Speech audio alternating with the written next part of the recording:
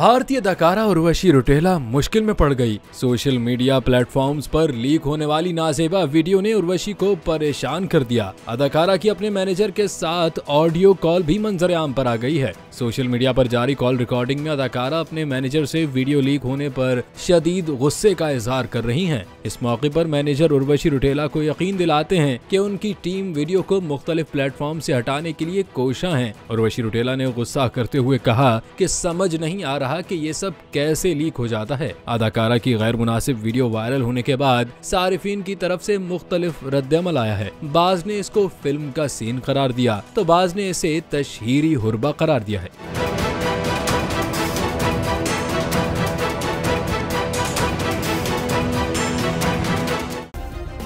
Subscribe करें और bell दबाएं ताकि कोई खबर रह न जाए।